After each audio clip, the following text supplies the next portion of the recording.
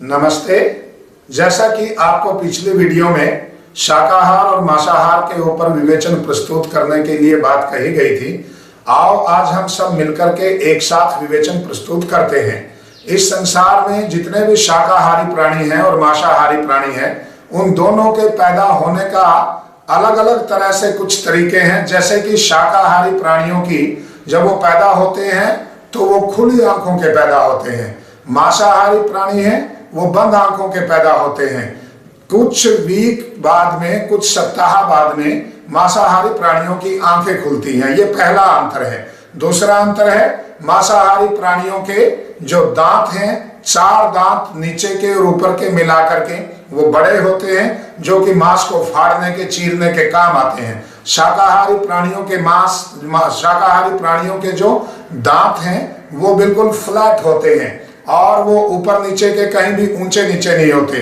मांस खाने वाले लोग ये तर्क देते हैं कि हमारे भी 2 दांत ऊपर के, 2 दांत नीचे के पैने हैं। ध्यान रखना, वो तीखे जरूर हैं पर वो छोटे बड़े नहीं हैं, फ्लैट हैं। वो तीखे क्यों हैं? क्योंकि गन्ने को उखाड़ने के लिए, अखरोट को तोड़ने के लिए, बादाम को तोड़ने के लिए, कुछ सख्त चीजें जो खाने की हैं उनको तोड़ने के लिए, उनको काटने के लिए काम आते हैं, न कि मांस को चीरने और फाड़ने के लिए काम आते हैं। ऐसे ही दांतों का अंतर है, खुली आंखों का और बंद आंखों का अंतर है। ऐसे ही मांसाहारी प्राणियों को कभी पसीना नहीं आता, शाकाहारी प्राणियों को पसीना आता है। मांसाहारी प्राणी होठों को यूज करके पानी नहीं पीते, वो चाट करके पानी पीते हैं। और जितने भी शाकाहारी प्राणी हैं वो घूंट घूंट करके पानी पीते हैं। मांसाहारी प्राणियों को रात को ज्यादा दिखता है, शाकाहारी प्राणियों को रात को बहुत कम दिखता है। मांसाहारी प्राणी रात को अपने घरों से बाहर आ जाते हैं, शाकाहारी प्राणी रात को अपने घरों में घुस जाते हैं। मांसाहारी प्राणियों का जो पीएच वैल्यू है सलाइवा का, लार का, वो एसिडिक है, और शाकाहारी प्राणियों का जो पीएच वैल्यू है लार का वो एल्कलाइन है, क्षारीय है। ऐसे ही मांसाहारी प्राणियों का जो स्टमक है वो भी बहुत ज्यादा भयंकर एसिडिक है, और शाकाहारी प्राणियों का जो स्टमक है वो मिश्रित है, एल्कलाइन का ज्यादा उसमें हिस्सा रहता है। मांसाहारी प्राणियों की जो आंख है वो बहुत छोटी होती है, वो उनके शरीर के आकार के बराबर या 6 फीट से ज्यादा तो होती ही नहीं। शाकाहारी प्राणियों की जो आंतें हैं वो 36 फीट की, हमारी स्वयं की आंतें 36 फीट की होती हैं। और इस संसार में ये कहा जाता है कि मांसाहार से ऊर्जा मिलती है, मांसाहार से शक्ति मिलती है। कुछ स्वार्थी लोग हैं जो इस संसार में आज के समय में भी कोरोना वायरस से लड़ने के लिए ये कहते हैं कि 2 अंडे सुबह खाओ, 2 शाम को खाओ, सुबह शाम 100 ग्राम चिकन खाओ। स्वार्थी लोगों का अपना स्वार्थ होता है। अरे जो चीज फैली ही जानवरों के मांस से है, पशु पक्षियों के मांस से जो कोरोना वायरस आया है, ये तो ऐसा ही है जैसे आग से जले हुए को ठीक करने की बात कोई आग में ही हाथ डाल करके कहे, ये तो ऐसा मजाक है। अरे पशु पक्षियों के, कीट पतंगों के, अनेकों प्रकार के प्राणियों को जिंदा मांस खाने की वजह से जो बीमारी फैली है उसको मांस खा करके ठीक करने की बात तो सारी मानवता के साथ में धोखा है। तो मैं एक बात कहना चाहता हूं, संसार में ये कहा जाता है कि मांस के अंदर ऊर्जा है, एनर्जी है, प्रोटीन है।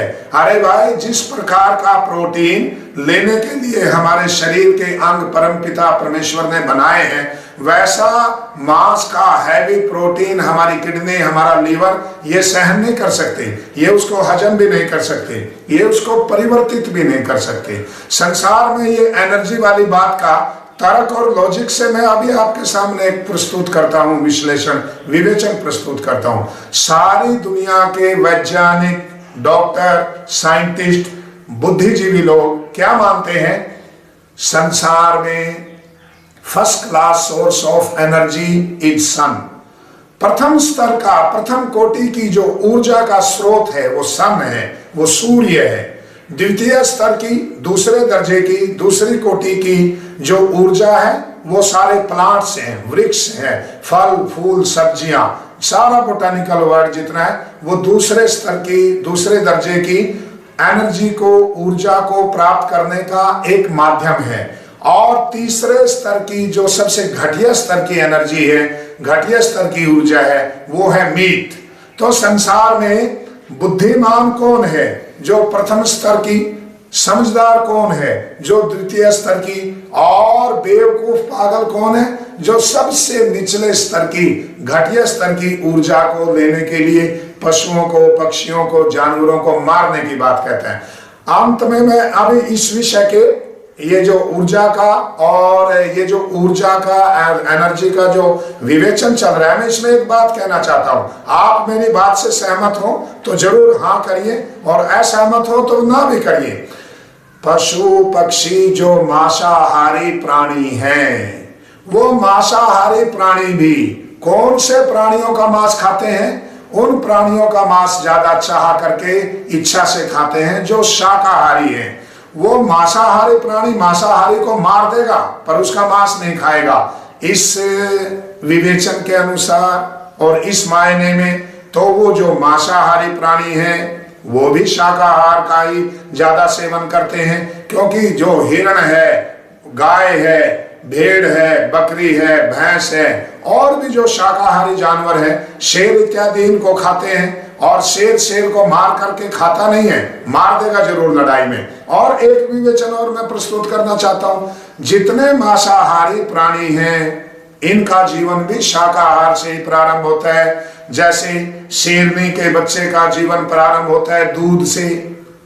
वो कुछ वीक तक शेरनी अपने बच्चे को दूध पिलाती है। ऐसा नहीं है कि पैदा होते ही वो अपने बच्चे को मांस खिलाने लग जाए। यदि शेरनी के बच्चे को पैदा होते ही मांस खिला दिया जाएगा तो वो मर जाएगा। बिल्ली भी यदि पैदा होते बच्चे को अपने को चूहे चूहिया खिलाएगी तो वो भी मर जाएगा।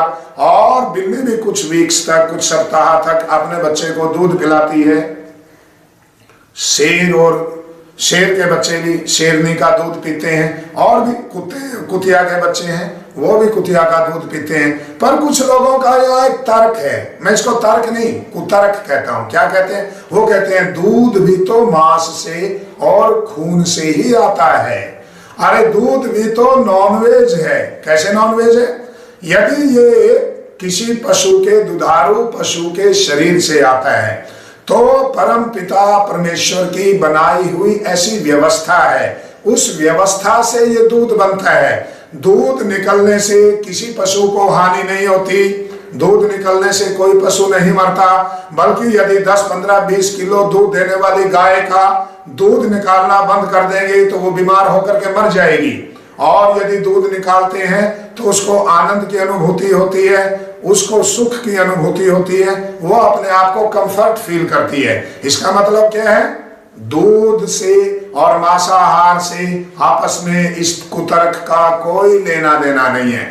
कुछ एक और लोग बात करते हैं, क्या यदि मांसाहार बहुत घटिया है तो क्यों मांस खाने वाले लोग ओलंपिक मेडल लेकर के आते हैं? ये भी एक कुतर्क है। ओलंपिक मेडल तो शाकाहारी लोग भी लेकर के आते हैं। बहुत सारे हमारे देश के पहलवान हैं जो शाकाहारी हैं और वो ओलंपिक मेडल लेकर गए। पर मैं इस कुतर्क करने वालों से पूछता हूं, यदि मांस खाने से ओलंपिक मेडल लाया जा सकता है तो क्यों नहीं मांसाहारी लोग, मुसलमान लोग और दूसरे लोग जो जितना ज्यादा मांस खाते हैं, तो फिर सभी लोग ओलंपिक मेडल लेकर के आना चाहिए। ओलंपिक मेडल आता है उन सरकार की अपने खिलाड़ियों की विशेष व्यवस्था करने के कारण, ना कि मांसाहार खाने के कारण। और एक बात और मैं कहना चाहता हूं, कुछ लोगों का एक और कुतर्क है, क्या कि मांस भी और शाकाहार भी और मांसाहार भी ये दोनों चल सकते हैं। दोनों नहीं चल सकते। हमने जो 1 करोड़ रुपया मांसाहार को विजय करने की और शाकाहार को पराजित करने की बात कही है, और 1 करोड़ रुपए का जो पुरस्कार रखा है वो किसके लिए रखा है? वो उसके लिए रखा है हमारे और अपने बीच में एक एग्रीमेंट कर ले, हमारे लिए तय कर दे, कोई एक फल पे, कोई एक अनाज पे, या दूध पे, या सब्जियों पे, या दही पे, या लस्सी पे हम 1 महीने तक जीवित रह करके दिखाएंगे। और कोई मांसाहारी व्यक्ति कोई मांस पे, कोई एक चिकन पे, या केवल अंडे पे, या केवल बकरे के मांस पे, या केवल कोई मछली के मांस पे, इन सब पे 1 महीने तक जीवित रह करके दिखाए। क्यों जीवित रह करके दिखाए? क्योंकि लोग कहते हैं कि मांसाहार में भी प्रोटीन है, मांसाहार में विटामिन है, मांसाहार में अमीनो एसिड है। यदि मांसाहार में अमीनो एसिड है और मनुष्य को जीवित रखने वाले प्रोटीन है, विटामिन है और कुछ तत्व है, तो फिर इनको खा करके मनुष्य जीवित भी रहना चाहिए। क्यों? क्योंकि 100 साल तक शाकाहारी व्यक्ति हर रोज शाकाहार का भोजन करके जीवित रहता है। हम यहाँ पर चैलेंज दे रहे हैं, हम यहाँ पर अपना दावा प्रस्तुत करते हैं। कोई व्यक्ति अपने जीवन में आकर के हमारे सामने ये सिद्ध कर दे कि मैं 1 महीने तक मांस खा करके जीवित रह सकता हूं। और कुछ लोग पूछते हैं कि मांसाहारियों को जो बीमारी आती है वही शाकाहारियों को क्यों आती है। बीमारी आने का दूसरा एक कारण यह है, यदि शाकाहारी लोग भी केमिकल का, विशेष प्रकार के जहरीले रसायन का, इनका यूज किया हुआ भोजन करेंगे तो लिवर फेल होगा, किडनी फेल होगी, हार्ट फेल होगा। ये तो अनेकों प्रकार के अप्राकृतिक साधनों को खेत के लिए, अनाज के लिए, फल फ्रूट्स के लिए, जैसे फ्रूट्स को रसायन से पकाते हैं, अनेकों प्रकार के इंजेक्शन देते हैं फ्रूट्स का कलर अच्छा बनाने के लिए, उसकी ग्रोथ अच्छी बनाने के लिए अनेकों प्रकार के इंजेक्शन दिए जाते हैं। इनके कारण शाकाहारी लोग भी बीमार हैं। मैं इसका एक आपको तर्क प्रस्तुत करता हूं। जू के अंदर एक बार एक रिसर्च हुई, सारी दुनिया के जितने चिड़ियाघर हैं, जू हैं, उनके अंदर रिसर्च हुई कि मांसाहारी प्राणियों का अंतिम समय मृत्यु किसके कारण होती है। उन्होंने कहा, रिसर्च करके, आप गूगल पे जाएंगे आपको मिल जाएगा, गूगल पे रिसर्च करके आप देख सकते हैं इसको। उन्होंने बताया कि संसार में जितने मांसाहारी प्राणी हैं अंतिम समय कैंसर से मरते हैं 90% प्राणी, 10% केवल स्वाभाविक मृत्यु मरते हैं। और जितने शाकाहारी प्राणी हैं 10% कैंसर से मरते हैं, 90% स्वाभाविक मृत्यु मरते हैं। ऐसा क्यों है? ऐसा इसलिए है कि जो परम पिता परमेश्वर ने मनुष्य का शरीर बनाया है वो मांसाहार के लिए बनाया ही नहीं। ये तो ऐसे है कि जैसे कोई कंपनी गाड़ी बनाए डीजल की, और डीजल की गाड़ी बना करके हमें दे दे और हम उसमें पेट्रोल डालें, तो पेट्रोल डालने से वो नहीं चलेगी, ब्रेक डाउन कर जाएगी। और मैं एक बात, जो लोग बोलते हैं ना हमारे दांत ऐसे हैं, हमारा मुंह ऐसा है, हमारा ये ऐसा है, हमारे पंजे ऐसे हैं, हमारे नाखून ऐसे हैं। देखो, डीजल की और पेट्रोल की दोनों गाड़ियों की टंकी भी मान लो एक जैसी हो और तेल जाने का रास्ता भी एक जैसा हो, तो इससे ये तो सिद्ध नहीं हो सकता कि पेट्रोल की गाड़ी में डीजल, पेट्रोल की गाड़ी में डीजल डालें और डीजल की गाड़ी में पेट्रोल डालें। नहीं, इंजन के लिए क्या अच्छा है वो कंपनी तय करती है और ये मनुष्य तय नहीं कर सकता। गाड़ी चलाने वाला तय नहीं कर सकता, गाड़ी चलाने वाला ये निश्चित नहीं कर सकता कि मैं कौन सा तेल डालूंगा।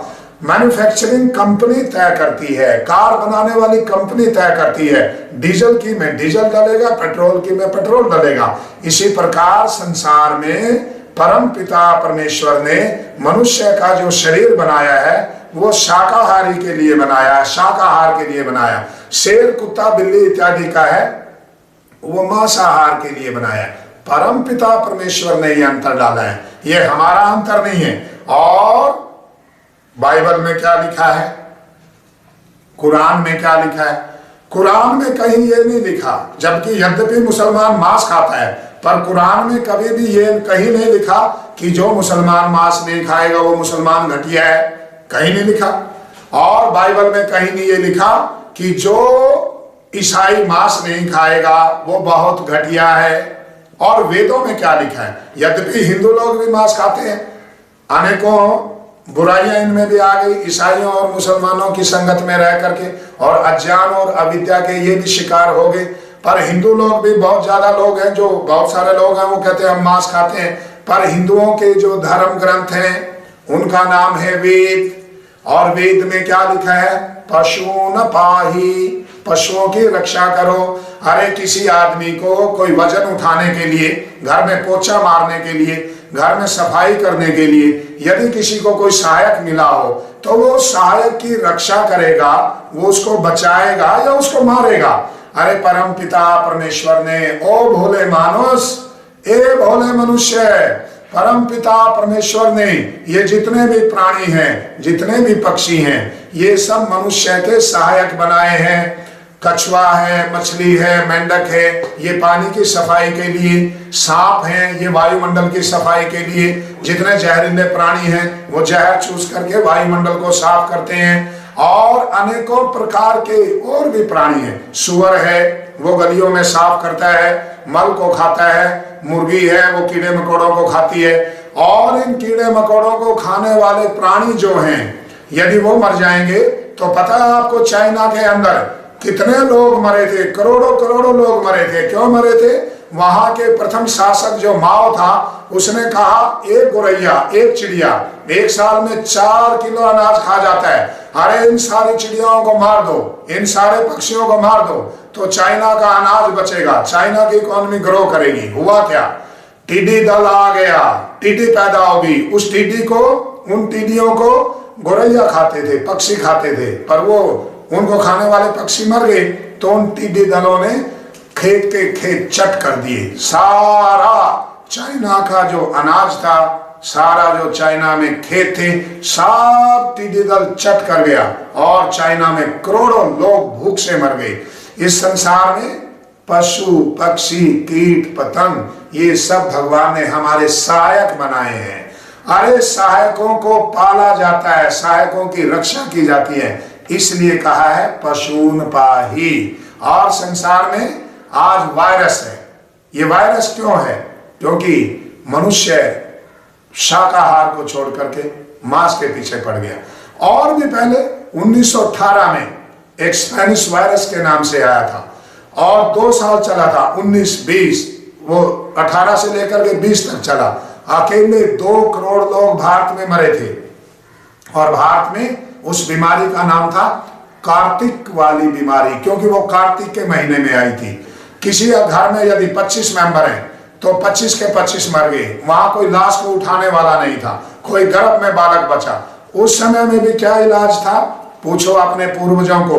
यदि 90-95 साल की आयु का कोई आदमी है या उसने अपने पूर्वजों से, माता पिता से कुछ पूछा है तो उस समय क्या इलाज था उसका? स्पेनिश वायरस का, जो घातक वाली बीमारी थी। उस वर्ष प्रकृति में बेर बहुत लगे थे। पुराने लोग बताते हैं जिसने भी बेर खाया और जिसने बेर खा करके लस्सी पी ली वही उस वायरस से बच गया। प्लेग कहाँ से आता है? चूहों से। और स्वाइन फ्लू कहाँ से आता है? सुअर से। बर्ड फ्लू कहाँ से आता है? मुर्गियों से। और कोरोना वायरस कहाँ से आया? चमगिदड़ से, छुछंदर से। और अभी एक और वायरस आ रहा है, अभी तो कोरोना काबू नहीं आया, अभी हंता वायरस चाइना में आ रहा है। हंता वायरस भी किसी जानवर से आया है, साइंटिस्ट बताते हैं। मैं दावा करता हूं आज तक कोई सिद्ध करके दिखाए, सारे फ्लू, सारे वायरस ये सब जानवरों से आते हैं। कोई सेब से, अनाज से, दूध से आज तक कोई वायरस पैदा हुआ नहीं हुआ। कोई दूध फ्लू आया हो, सेब फ्लू आया हो, मक्खन फ्लू आया हो, घी फ्लू आया हो, कोई अनाज का फ्लू आया हो, नहीं। और अंत में एक और कुतर्क दिया जाता है, उस कुतर्क की भी मैं धज्जियां उड़ा देता हूं। क्या है कुतर्क? कि यदि मांसाहार नहीं होगा तो दुनिया में भूखमरी फैल जाएगी। यह भी एक बहुत बड़ा कुतर्क है, पर यह केवल कुतर्क है। कैसे कुतर्क है? अरे एक मुर्गे को 1 किलो वजन का बनाने के लिए कम से कम 3 किलो अनाज खिलाना पड़ता है। एक चिकन को 3 किलो अनाज खिलाना पड़ता है 1 किलो का बनाने के लिए। तो 1 किलो में से खाने लायक मांस केवल 700 ग्राम निकलता है। तो 3 किलो अनाज को कितने लोग खाएंगे और 700 ग्राम मुर्गे को कितने लोग खाएंगे, ये आप तय कर लो। ये तो केवल मुर्गे की बात है। भैंस का, गाय का, ऊंट का और बड़े जो मांसाहार के लिए पाले जाने वाले पशुओं का 1 किलो वजन बढ़ता है तो 16 किलो अनाज खिला करके, 16 किलो अनाज को कितने लोग खाते हैं और 1 किलो मांस को कितने लोग खाएंगे? बड़े मांसाहारी प्राणियों का 1 किलो वजन 16 किलो अनाज खा करके बढ़ता है। तो ये क्या है? ये संसार के साथ में धोखा है। यदि मांसाहार बंद हो जाए, यदि मांसाहार समाप्त हो जाए तो दुनिया से भूखमरी फैल जाएगी, दुनिया से रोग खत्म हो जाएंगे, सुख शांति आ जाएगी। ये जो प्राणियों के मारने के कारण वायुमंडल में चारों तरफ उनके कराहने के, उनके तड़फने की ये जो वाइब्रेशन है, इससे मनुष्य को डिप्रेशन है, स्ट्रेस है और अनेकों प्रकार की बीमारियां लगी हुई हैं, ये सब समाप्त हो जाएंगी। मैं आपसे निवेदन करता हूं, आप यदि हमारे इस विश्लेषण से सहमत हैं तो इस वेद विद्या यूट्यूब चैनल को आप सब्सक्राइब करें, लाइक करें, शेयर करें और बेल बटन दबाएं, एक घंटी का बटन दबाएं और कमेंट बॉक्स में जाकर के कमेंट जरूर लिखें। इसका आपको क्या फायदा होगा? कुछ लोग सोचते हैं हम ऐसा क्यों करें, क्योंकि आपके यदि शेयर करने से कोई आदमी अपने जीवन में मांसाहार छोड़ देता है, आपके सब्सक्राइब करने से या आपके कहीं भेजने से यदि किसी व्यक्ति ने अपने जीवन में मांसाहार छोड़ दिया और उसने अपने जीवन में 100 जानवरों को खाना था, तो उन 100 जानवरों की जान बच गई। क्यों जान बची है?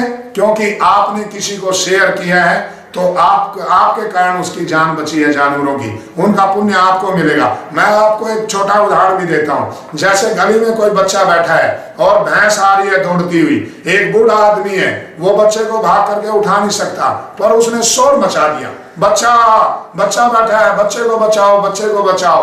तो हुआ क्या? लोग दौड़ करके आए, बच्चे को बचा लिया। किसको पुण्य मिलेगा? बचाने वाला जो दौड़ करके आया है उसको भी मिलेगा, पर सबसे ज्यादा पुण्य किसको मिलेगा? उस बूढ़े आदमी को मिलेगा जो खुद उठ करके बच्चे को बचा नहीं सकता था, पर उसने शोर मचा दिया और लोगों को बता दिया कि बच्चा गली में बैठा है, भैंसे दौड़ती आ रही है, बच्चा मर सकता है। इसी प्रकार आप भी शोर मचाइए। शोर मचाने का तरीका क्या है? गली गली घूमने की जरूरत नहीं है। इस वीडियो को शेयर कीजिए, वेद विद्या यूट्यूब चैनल को सब्सक्राइब कीजिए, लाइक कीजिए, घंटी का बटन दबाइए, कमेंट बॉक्स में जाइए और अपनी कमेंट दीजिए।